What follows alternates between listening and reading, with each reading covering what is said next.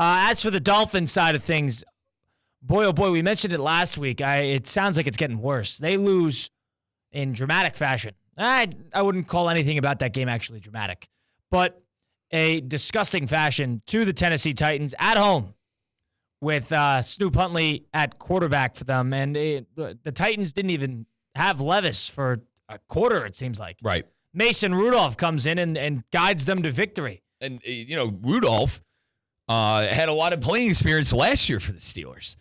If I remember correctly, he started that playoff game in Buffalo.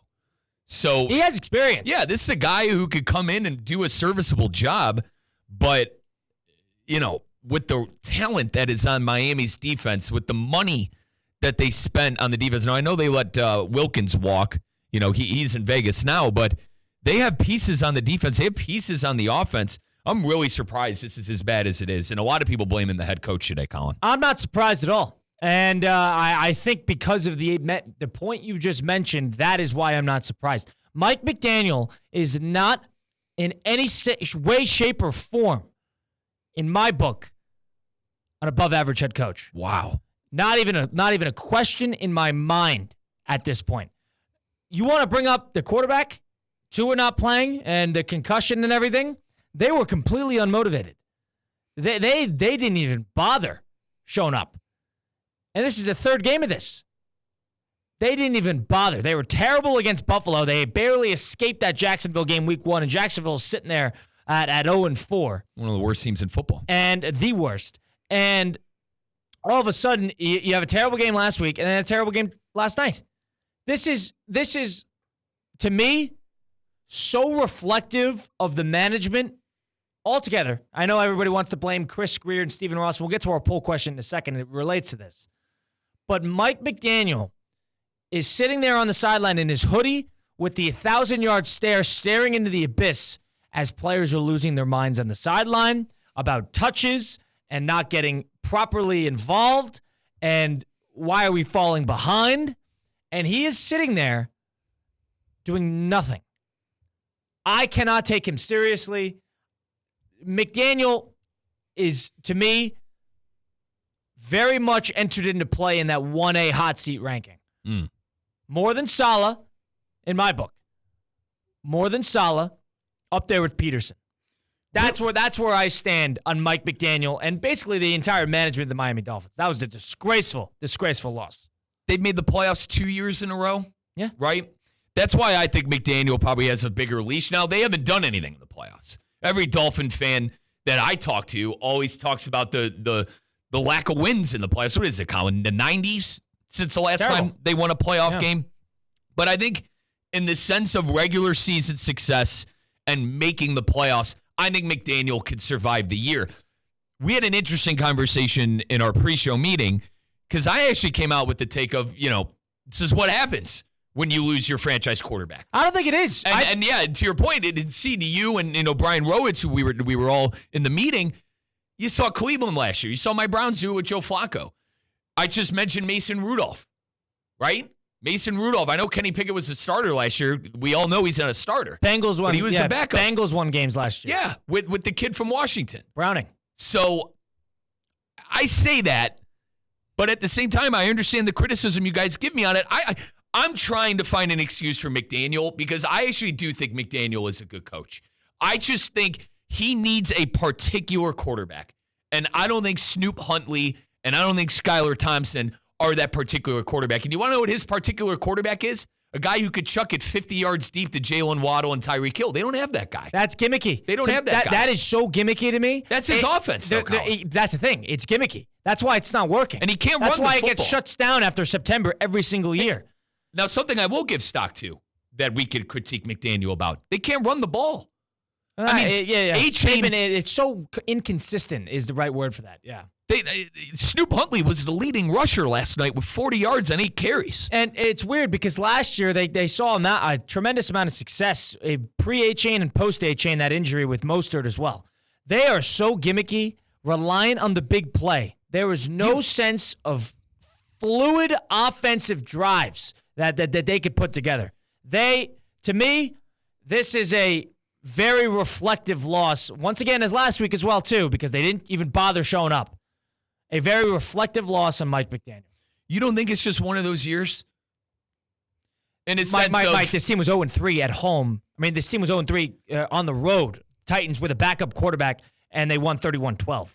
This is reflective in a whole lot. He lost locker room. He's not motivating these guys.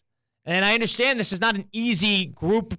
This is not an easy roster to motivate, in my opinion, because of all the brooding personalities that you have clashing there and personalities that love stats and individual success and have been problematic in the past in locker rooms. McDaniel has no sense of navigation of that. This is a major, major problem they got in Miami. 96 yards passing for Huntley. 96 yards passing. Is this the Michigan offense? Terrible. Is this the Michigan Wolverine offense of this year where they plan on running the ball 50 times a game? A-Chain, 10 carries for 15 yards. Colin, 10 carries for 15 yards. Terrible. You're not. And one of the worst games I've watched in a long time. And we called it. We talked to Zaslow yesterday. Zaz is like, yeah, I'm going on down to do a little tailgating. We're like, for this one, brother? You're tailgating for this game? Now here's the real question, I think. Here is where the Dolphins should start thinking a little, at least the fans, should start thinking a bit reflectively on where this team stands. In my opinion, you heard what I think, about Mike McDaniel. But there's people that like to blame Chris Greer, the general manager. There's people that like to blame the Dolphin player for this, to bad luck, if you even will. Some people want to blame Stephen Ross, the owner. Now, I want to ask you, the fans, polls up at ESPN West Palm on X. Who is most to blame for the Dolphins' woes so far? Is it McDaniel? Is it Chris Greer, Stephen Ross, or is it the players? What does that pie chart of blame lie for you? Let us know. Phone lines are open, 888-760-3776. That's 888-760-3776. I'm on Team McDaniel. It sounds like you're team player here. I kind of am. I mean, Tyreek Hill, Jalen Waddle, A-Chain, decent enough offensive line. Well, that's talent what, on defense. that's You got to figure it out. Well, that's why. Brother, you got to come together. That's not a player thing. Then they have the talent. That's why. You got to strap yourself up by the bootstrap bill and look at that locker room and go, let's go. I know. That's why I can't blame the player there. It's hard to blame them there. It's because the coaching is not putting them in a situation to win. I don't know. I think McDaniel, you know what you're getting with McDaniel. McDaniel is do we? Yeah, you do. He hasn't won a big game. McDaniel is a kumbaya coach who's never going to yell at his players. That's the coach Mike McDaniel is. And listen, if you want to blame McDaniel, that's fine. And very, very much so. But I think when you sign up to play, these players, when you sign up to play for Mike McDaniel, you know he's not going to be a get in your face, screw you guys, you're not doing good. Like, these players know the expectations that are on them on a Mike McDaniel football team. They have the, I would say, luxury of probably getting more rope than they deserve with Mike McDaniel as a head coach. Yeah, sure. But that's the problem. He's a player's coach. That's the problem. And you have a problem with him being a player's coach. I have a problem with the players like Tyreek Hill. You're putting too much stock into the players here. Tyreek Hill said he talks to his therapist and he's not going to throw a fit on the sideline. What was last night then? What was last night? So this is Tyreek Hill's problem, though? No, it's a collection of everything. That's one case right there. Is that Hill says one thing, and then another thing happens. And do you want to know what's not going to help? And I like him as a player. This isn't me personally attacking him. Odell Beckham Jr. coming into the fold here when he's healthy, I don't think it's going to help much. He's another player who's going to want the ball. I feel like him in Baltimore was the perfect storm because you had a coach like Harbaugh and you had a quarterback like Lamar Jackson, who's the leader of the team, and he's going to put people in their place when they have to. They don't have those presents right now. I think you're putting too much stock into what these players really pull here in terms of the decisions and the movements within the actual team itself. Greer put the team together. Clearly, this is not a roster that is built together in terms of any sense of winning. And McDaniel can't put the pieces together actually on the chessboard. We could blame McDaniel and Greer for the quarterback situation. I'll agree with you there. What about the defense? They thought Skylar Thompson and Snoop Huntley, I know they signed him off the street, but they thought that was going to be enough for an injured-prone quarterback in Tua Tagovailoa. maybe you should have thought of a better contingency plan. And what about the offensive line? They're getting banged around, so they didn't address the offensive line, and the defense is just based on a couple star names, and that's really it. Now, if we want to play blame game, I can't necessarily say McDaniel runs the defense. He's an offensive guy. Sure. So we could look at the defensive coordinator that's there. my point to Greer. At Greer. But I think players, the problem here is it's a question of everything, obviously. But McDaniel has proved when he's got his guy at quarterback, he's able to win games. The Dolphins never really had a defense to write home about in the first place. Now, it's been better than the crap we've seen in the first 4 weeks. But I think if Tua was at the helm, dare I say this game is different. I think he'd be able to throw the gimmick. Wow. I think the gimmick offense, Colin, that you talk about, the 60-yard touchdowns and 50-yard touchdown passes. What happened in the first half against Buffalo? They were terrible. They couldn't even move the ball. They couldn't move the ball against Jacksonville for half the game. Buffalo has historically had their number for years. Okay, what about Jacksonville? First half against Jacksonville without the ETN fumble, without that Tyreek Hill 80-yard gimmick offensive play touchdown. Without that, they lose that game as well. This is not just a Tua thing. This is a Mike McDaniel has been officially, the blueprint's out. The people know what they're dealing with him. Opposing coaches, that is. They're catching up. If you're an offensive-minded head coach, you have to be able to apply some sort of pressure and at least play with some guts. Because if your offense isn't working, and offense is not guaranteed to work, doesn't matter what coach you are. Shanahan, doesn't matter, LaFleur, doesn't matter who you are. The offense will sometimes it's going to get figured out. What do you have to back on? If you're the head coach, you're the leader of men, you're the leader of the coaches, you're the coaches of the coaches. He has no ability to navigate that. This is a Mike McDaniel problem. You want to blame Greer? You could even go to Ross. They haven't been great in years. Blame Ross, fine. But this is a McDaniel problem. Sometimes teams can't get over losing the franchise quarterback. And Tua, say what you want about him, he was the rah-rah captain. And I feel like Tua kind of kept the ship afloat in a sense of and it's not like he's not out of the locker room. I understand that. He's still around. But when you're not playing on the field, I feel like that presence is lost a little bit. And Colin, going back to the Buffalo game, I can't argue, brother. Tua completely played them out of the game with interceptions. Mike McDaniel didn't have his best game calling offense. But I'm going to chalk that up as to a one-game thing.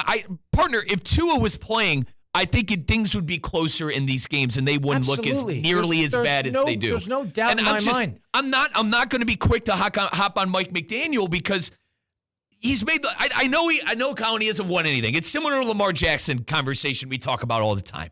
But this is a coach who's been to the playoffs with an organization that doesn't go to the playoffs 2 years in a row. So that's why I'm more than willing to give him rope here to figure this thing out. If this year isn't your year, embrace the suck. There's one thing about losing without your starting quarterback and losing but playing tough.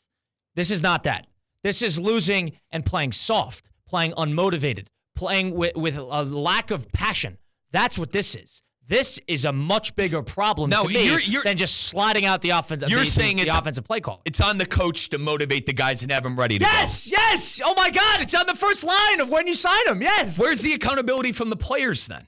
They don't want to play. They're not going to play hard for the coach. The coach holds the players accountable. He's not doing that. You're right. You're playing into the point. He's not doing that. But on the flip side of things too, these players got to what? So the players are just going to show up and treat this like Colorado Springs? What are you saying? What are you talking about? I'm saying the coach is not holding them accountable. And I'm saying the players need to show up to work and actually care. I understand. Yes. Oh my God, we're on the same page here. And who puts the players together? Who is the head? You know you're not going to get that from what coach means. You know you're not going to get that from McDaniel. You know he's not that kind of coach. You know they're supposed to sell. You're acting like he's supposed to self-teach. He gives the players the freedom to do these kind of things. That needs to change. It's not working. It hasn't worked. You're acting like these players should self-coach. You're acting like they're supposed to self-coach each other. They're not. They have coaches for a reason. 2 straight playoff years. When Tua went out the first time, what was that? 2 years ago. They didn't play. They played decent enough with Bridgewater and company at the helm. Colin, it's one of those years. I just feel like you have these years as an organization, as a coach, as a quarterback, as a team, where you're overrated and things just don't go your way. You're seeing that with a lot of teams this year. The Bengals are worse 1-4. than that. This is worse than 1-3, that. sorry. The Bengals, you want to bring up you can't even compare the Bengals here because they played the Chiefs tough. They played the Commanders tough. They just don't have a defense. They're playing tough. This is different. They're not even showing up. The Dolphins are a disgrace. They're right there with Jacksonville. And why should McDaniel get some sort of rope here because they lost the quarterback, but all of a sudden they play with no guts, with no life? It's pathetic. He should not get any sort of free pass for that. Play with some guts. At the end of the year, you're firing McDaniel. Right now, 4 games in. I am so over. I've been over him for weeks. Okay. He, to me, takes the bulk of this bullet because of what's going on with Miami. Absolutely, without a question. And you want to bring up the roster construction, maybe they put together some too many brooding personalities. There's an argument there. And maybe the Tua is just not a leader. Maybe there's an argument there as well. But that's a Chris Greer, and maybe it's just an ownership problem. Maybe it's a Stephen Ross thing. Fine. But from what I see game to game, you can't just go all the way up to ownership. And I know I did that with Jacksonville a couple weeks ago. Not every time you can go all the way up to ownership. Ross is sticking around. This is a McDaniel problem. He is not bringing the best out of his players because he has multiple Pro Bowl caliber players, multiple former All-Pros. There's probably 6 of them on that team. It's a little different when you don't have talent. They have talent. They're just not utilizing it properly. I know the quarterback's a mess. Play with some guts. Play like you like the sport. Oh, my God. That is a McDaniel problem. And him sitting there, not adjusting, and then being wishy-washy with the media. Sorry. You're taking the fall for this, in my book. They're a little banged up. I think he's got a bad deck right now. Colin, listen, it's hard to argue with you right now with the points you're bringing up. But I think the players could show a little more fight and a little more accountability because they know the kind of coach McDaniel is. They know that they're going to be able to do more things with McDaniel at the helm than normally with another coach. And a lot of these guys were drafted, but a lot of them were brought in too. It's kind of what they signed up for.